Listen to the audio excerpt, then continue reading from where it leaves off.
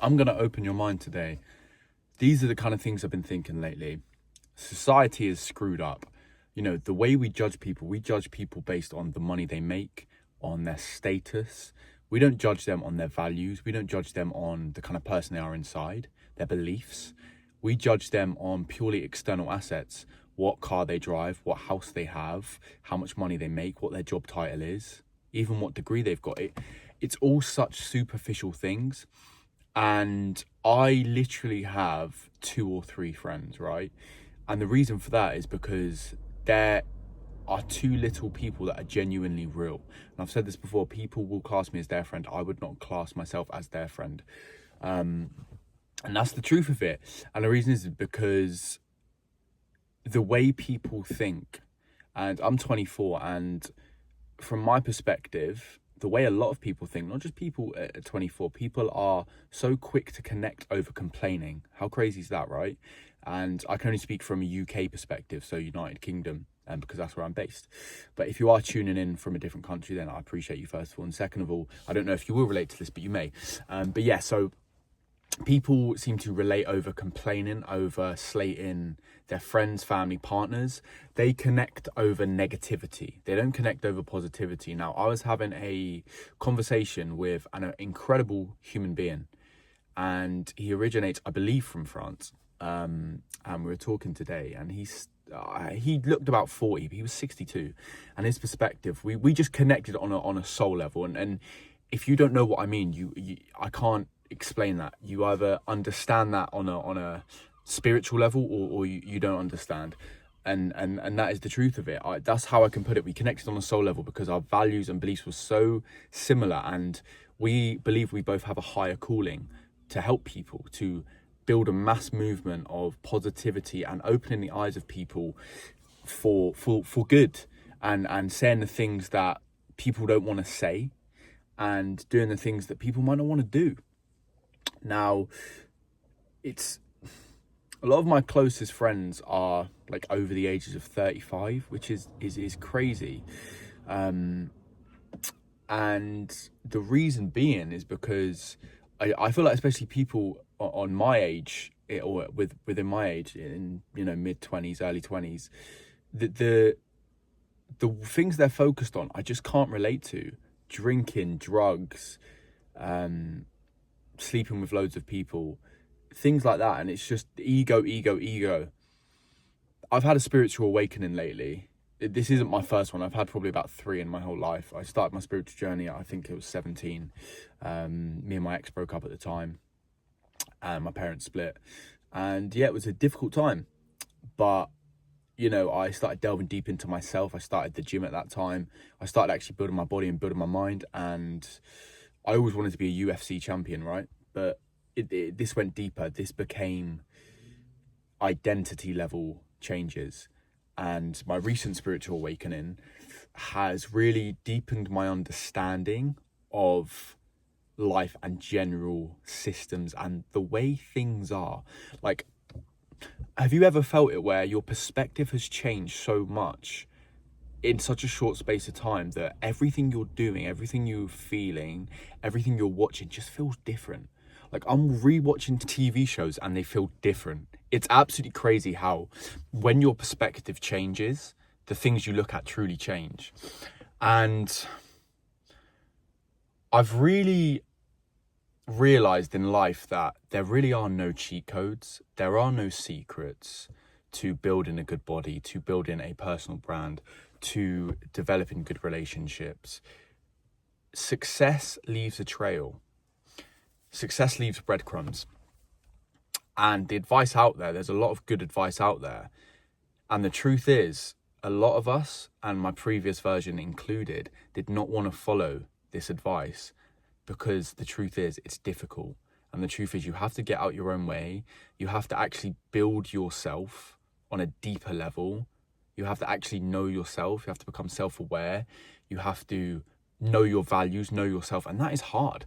It's hard work and smart work. those are the key things to build anything.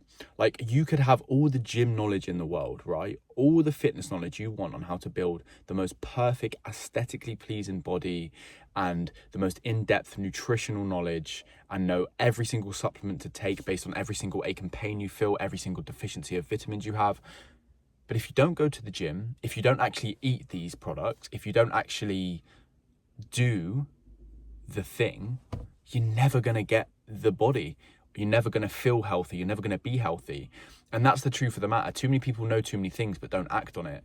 The truth is, it's action. Because I would rather be on the flip side where I know nothing about the gym, but I show up. Because, yeah, you may get an injury or two, and I'm not recommending that's the best way forward. But what I'm saying is, you're more likely to get in good shape, and you can use this analogy for any aspect of your life. You are more likely to get in good shape by showing up and not knowing what the fuck you are doing than researching and analysing every little detail and knowing every single inside and out bit of detail you can possibly know. But you don't show up, you will never be successful in anything you do. And these are the kind of shifts I've had lately.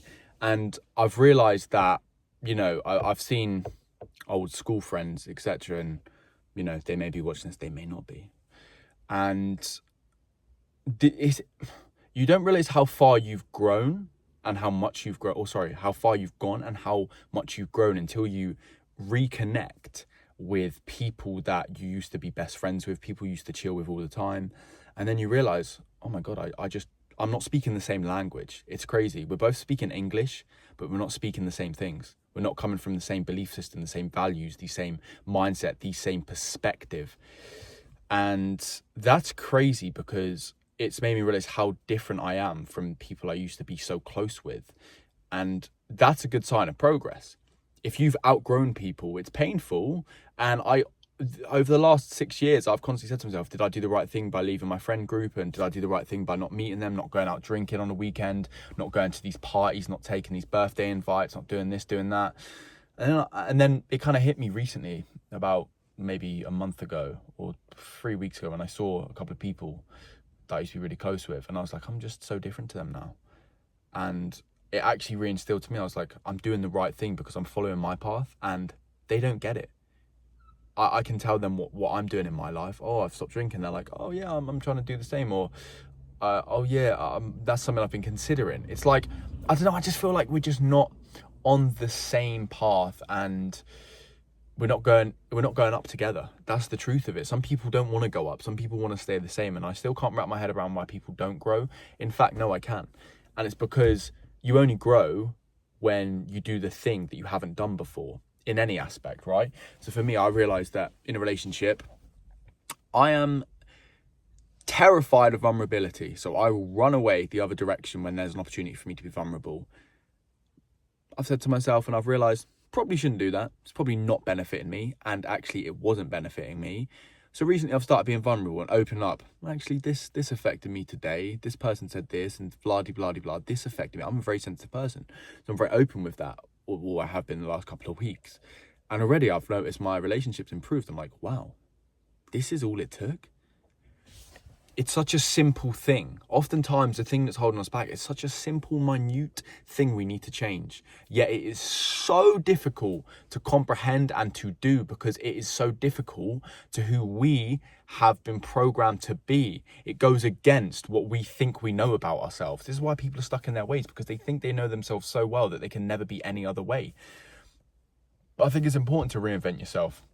I recently got my nose pierced. I wanted to do it for 2 years, but I was like, oh, I don't know if that matches who I am and the job I do and blah-de-blah-de-blah. And then I thought, you know what? On a deeper level, it connects with me. It resonates with who I want to be. I don't care if no one I know has got it or whatever. It doesn't matter.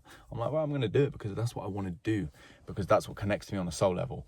And I feel like society sees things on such a superficial level, and there's very few people that I've met that think on a deeper, grander scale for their soul and their higher self. And I do truly believe that we should look deeper, we should dig deeper, and we should truly try and connect with the deepest version and deepest parts of ourselves these are just some lessons I've learned lately. And if you've got this far, this is amazing. I really appreciate it. I'm kind of sharing my journey here, and my intention for this video and some videos I've done recently is so that people can get to know